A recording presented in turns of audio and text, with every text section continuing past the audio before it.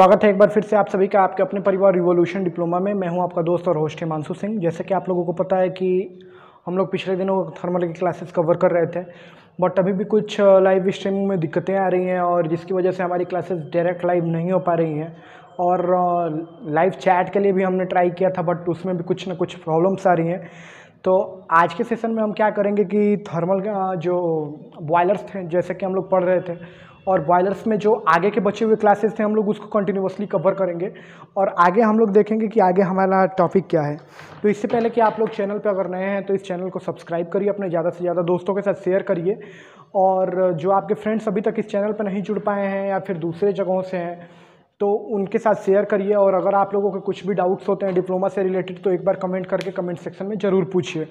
तो जैसा कि हम लोग पिछले क्लासेस में पढ़ा था, तो हम लोगों ने क्या पढ़ा था कि बेसिक पढ़ा था, पूरा बेसिक कवर किया था कि बॉयलर्स के कितने बेसिकली टाइप्स होते हैं। तो आज हम लोग जो स्टडी करेंगे वो स्टडी करेंगे कि बॉयलर्स के जो आपके बेसिक से थोड़े से ऊपर लेवल हैं, यानी कि आपके जो सिलेबस के जो बॉयलर्स हैं और मेनली जो एग्ज़ाम्स में आपसे पूछे जाते हैं उनके बारे में स्टडी करेंगे। तो डिफरेंट टाइप्स आज लो बॉयलर्स के बारे में स्टडी करेंगे। विभिन्न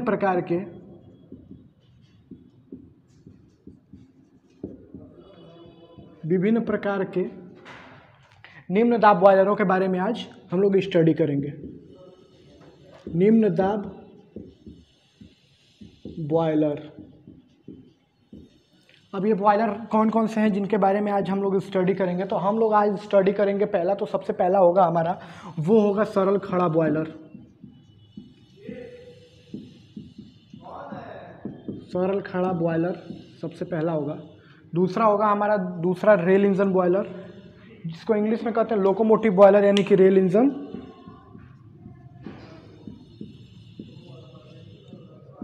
बॉयलर। तीसरा हमारा होगा उसके बाद से कोकरन बॉयलर।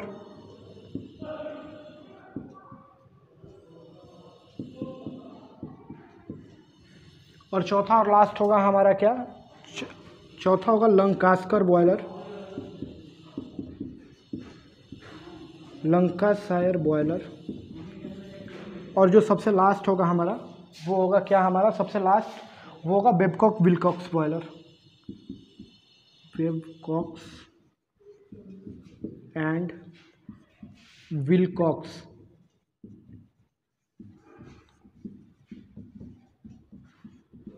बॉयलर। तो ये हमारे जो चारों सिंपल जो लो प्रेशर बॉयलर हैं उनके बारे में हम लोग स्टडी करेंगे। सबसे पहले स्टडी करेंगे हम लोग सिंपल वर्टिकल बॉयलर के बारे में। जो सिंपल वर्टिकल बॉयलर होता है उसका जो बेसिक स्ट्रक्चर होता है वो कैसा होता है और कैसे वो वर्क करता है उसके बारे में हम लोग स्टडी करेंगे। तो सबसे पहला है आपका क्या, simple vertical boiler. Simple vertical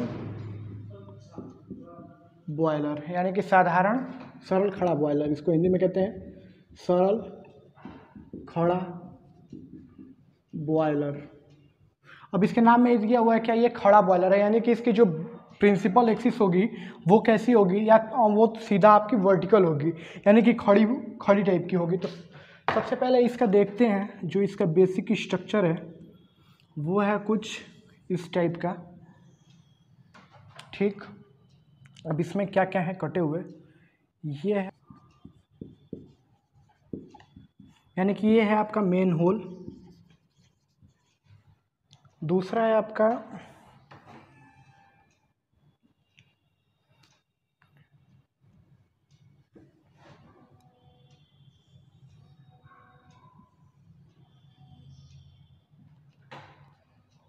सबसे पहले हम लोग क्या करते हैं कि पहले पूरा स्ट्रक्चर बना लेते हैं, उसके बाद से समझते हैं कि कैसे ये वर्क करता है और कैसे बना हुआ है। ये होता है आपका सिंपल वर्टिकल बॉयलर का स्ट्रक्चर। सबसे ऊपर ये क्या होता है, ये होता है आपका चिमनी, जहाँ से निकलती है आपके जो राख जो धुएं होते हैं वो यहाँ से निकलते हैं बाहर की तरफ। और नीचे होता है ये आपका एस्पिट, यानी कि राख गर्त।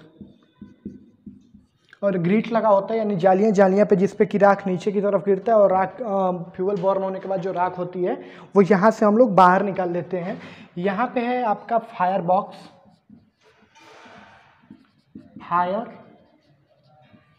बॉक्स। इसके अलावा आपका देखें तो ये है आपका ऑप्टिक ट्यूब।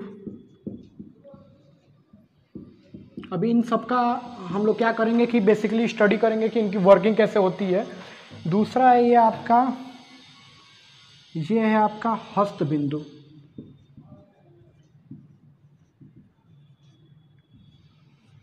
ये हो गया आपका हस्त बिंदु।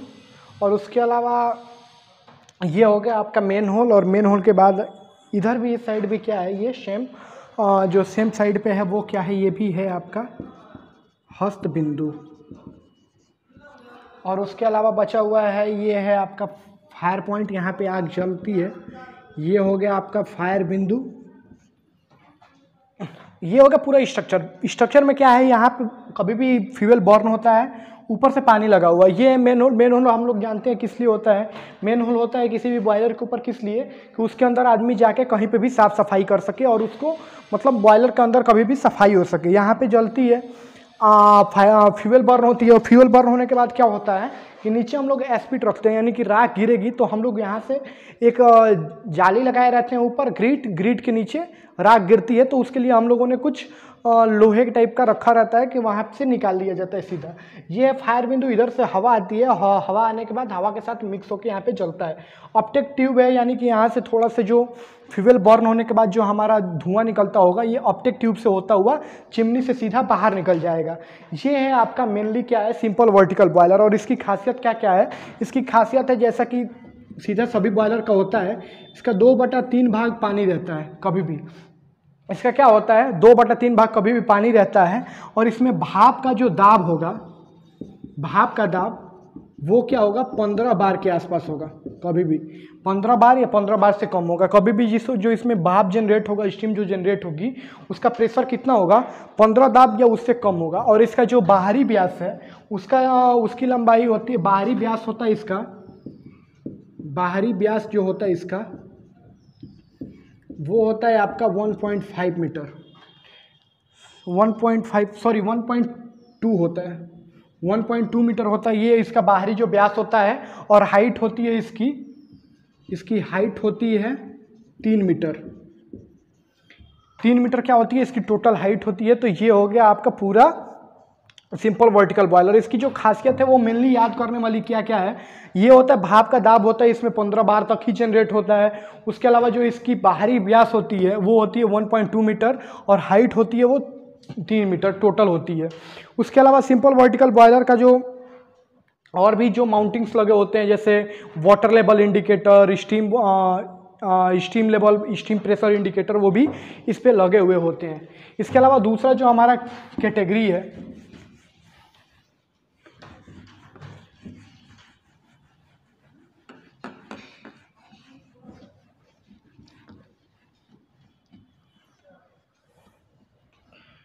जो हमारी दूसरी कैटेगरी है वो क्या है, वो है लोकोमोटिव बॉयलर। लोकोमोटिव बॉयलर यानी कि इसको हिंदी में कहते हैं क्या, rail engine boiler. Rail engine boiler, ठीक है।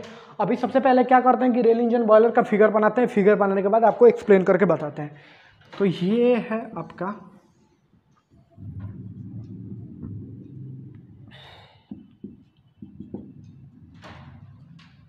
सबसे पहले देखते हैं स्मोक ट्यूब। जो ये बॉयलर है वो क्या है, स्मोक ट्यूब बॉयलर है, यानी कि जो ट्यूब्स में होती हैं वहाँ पे क्या होता है, हम लोग 2 प्रकार के बॉयलर्स पढ़े थे जो ट्यूब्स के बेसिस पे होते हैं। एक तो वाटर ट्यूब बॉयलर है और एक होता है smoke tube boiler. Smoke tube boiler का मतलब क्या है, जो ट्यूब्स में होती हैं वो वहाँ पे क्या होता है, स्मोक होता है, यानी कि जो गर्म गैसें होती हैं वो कहाँ पे होती हैं, हमारी नलियों में होती हैं। और जो पानी होता है वो क्या होता है, बाहर की तरफ होता है। तो बाहर जहाँ पे भी ये जो दिखाई दे रहा है, छोटे छोटे डॉट्स दिखाई दे रहे हैं, हम इनको पानियों को दिखाने की कोशिश कर रही हैं। और गर्म गैसेज जो हैं वो यहाँ पे चिमनी होती है, यहाँ पे फ्यूल बर्न होता है। बर्न होने के बाद क्या होता है, ये एस्पिट होती है नीचे जाली, जहाँ से हम लोग राख गिरती है तो निकाल लेते हैं बाहर। फायर बिंदु से इधर की तरफ हवा आती है, क्योंकि कभी भी कंबशन होने के लिए कंपलसरी है कि आपके पास वहाँ पे क्या हो रहा हो, हवा का भी प्रभाव, हवा भी मिल रही हो।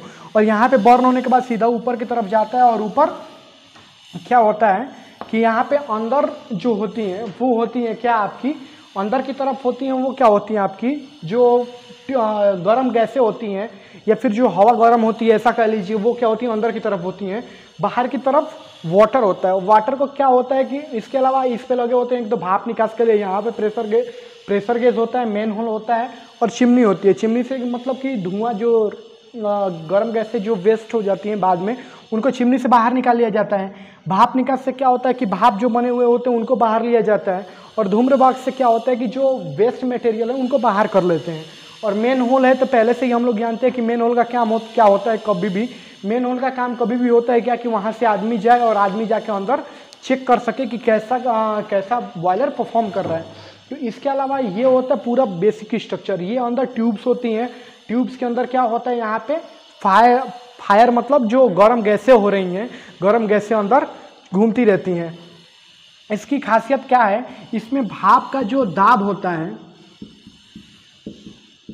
वो कहाँ से कहाँ तक होता है, कभी भी होता है 12.5 यानी 12.5 to 20 बार। इतने प्रेशर तक ही ये भाप कभी भी जनरेट कर सकता है, यानी कि 12.5 बार से लेके 20 बार तक ये कभी भी भाप का दाब जनरेट करता है, यानी 12.5 बार से लेके 20 बार तक। उसके अलावा दूसरा काम क्या करता है, इसकी उत्पादन क्षमता जो है, यहाँ पे नीचे तो दिखाई नहीं दे रहा होगा, उत्पादन क्षमता इसकी जानते हैं आप लोग कितनी होती है। उत्पादन क्षमता होती है 0.924 टन, 0.924 टन पर घंटा इसकी होती है। क्या इसकी होती है उत्पादन क्षमता, यानी 0.9 टन से लेके 4 टन पर आवर ये क्या कर सकता है, ये जनरेट कर सकता है स्टीम की। और इसकी जो व्यास होती है खोल के साथ होती है 1.8 मीटर। व्यास जो होता है पूरा मतलब यहाँ से यहाँ तक लेके होता है क्या 1.8 मीटर। और हाइट जो होती है, हाइट होती है इसकी कितनी होती है, हाइट होती है वो उसकी होती है 3.6 मीटर। तो ये हो गया आपका पूरा बॉयलर, यानी कि लोकोमोटिव बॉयलर की जो हाइट होती है वो कितनी होती है 3.6 मीटर। और जो इसका डायमीटर होता है वो होता है 1.8 मीटर, यानी कि जो इसका व्यास है वो हो जाता है आपका 1.8 मीटर।